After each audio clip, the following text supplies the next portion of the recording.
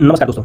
भारत के 13 UNESCO biosphere जो reserve हैं उनके बारे में हम लोग डिस्कस करने वाले हैं। जो भारत के 13 बायोस्फीयर रिजर्व हैं, आपको पता होगा कि बायोस्फीयर रिजर्व जो है वो किसके लिए फेमस होता है और बायोस्फीयर रिजर्व से क्वेश्चंस एग्जाम में पूछे जाते हैं और फ्रीक्वेंटली पूछे जाते हैं। मान के चलिए कि अगर 12-15 शिफ्ट अगर एग्जाम चल रहा है, 2-4 शिफ्ट चल रहा है, तो उसमें आपको एक प्रश्न, 2 प्रश्न, 2-3 शिफ्ट के बाद आपको देखने को मिल ही जाता है और ये बिहार के एग्जाम के लिए बहुत ज़्यादा अति महत्वपूर्ण इंपॉर्टेंट हो जाता है। ये भी आपको ध्यान रखना होगा, ठीक है। तो हम लोग बात करते हैं जो कि आप इसमें देखेंगे तो ये इसमें सबसे पहला ये चीज़ होता है कि जो 13 बायोस्फीयर रिजर्व है उन सारी चीज़ों के बारे में देखेंगे और इस मैप के अकॉर्डिंग आपको स्टेट और उस बायोस्फीयर का रिजर्व आपसे पूछा जाता है या फिर मैच ऑफ द फ्लोइंग्स में भी दिया जाता है। तो इस तरीके से हम लोग इसे देखने वाले हैं, ध्यान रखिएगा, ठीक है। तो सबसे पहला जो हमारे पास होगा that is called cold desert. सबसे पहले जो हमारे पास होगा कोल्ड डेजर्ट, और कोल्ड डेजर्ट आपको देखने को कहां पर मिलता है? तो ये आपको देखने को मिलता है हिमाचल प्रदेश में, ठीक है। ये आपको देखने को मिलता है हिमाचल प्रदेश में।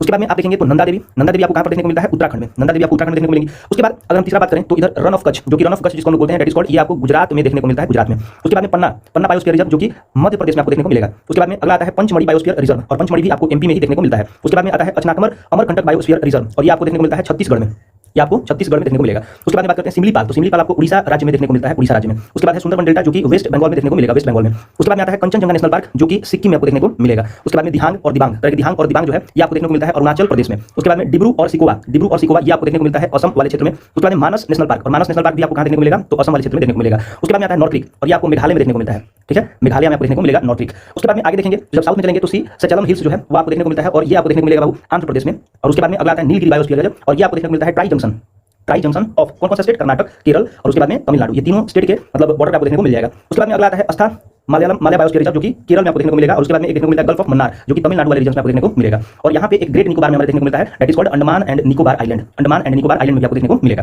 देखिए अब यहाँ पे एक चीज आपको ध्यान देना होगा कि जो ये हरा वाला जो चीज है वो आपको दिख रहा होगा, और इसको हम लोग बोलते हैं बायोस्फीयर रिजर्व, ठीक है। और ये जो आपको देखने को मिला होगा जो ब्लू कलर से उसमें हाईलाइटेड है, ये जो होते हैं वो यूनेस्को वर्ल्ड नेटवर्क या फिर यूनेस्को वर्ल्ड हेरिटेज साइट में बायोस्फीयर रिजर्व के नेटवर्क में से सम्मिलित किया गया है। तो अगर ये पूछे तो आपको ध्यान देना होगा कि ये हमारे पास में टोटल 18 बायोस्फीयर रिजर्व है, और इसमें से आपका 13 बायोस्फीयर रिजर्व ऐसे हैं जो आज के डेट में यानी कि 2025 में आपका जो है यूनेस्को वर्ल्ड हेरिटेज साइट यानी कि बायोस्फीयर के हेरिटेज साइट में इसको सम्मिलित किया गया है। और जो सबसे लेटेस्ट है और ये जो सबसे लेटेस्ट होगा that is called cold desert, जो कि आज के दिन ही मतलब कि आपका जो आज का हमारा डेट जो है दैट इज कॉल्ड 29 सितंबर, ठीक है, 29 सितंबर 2025 को ये शामिल किया गया है।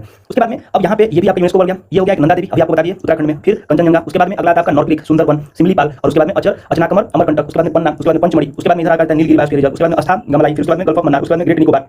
तो इतने सारे जो है वो हमारे पास में टोटल मिल के आते हैं। तो 13 यूनेस्को, ठीक है, 13 UNESCO world network of biosphere reserve में ये लोग आ जाते हैं, ठीक है। इतना आपको बात ध्यान रखना होगा। चलिए आज के लिए बस इतना ही, फिर आगे कल।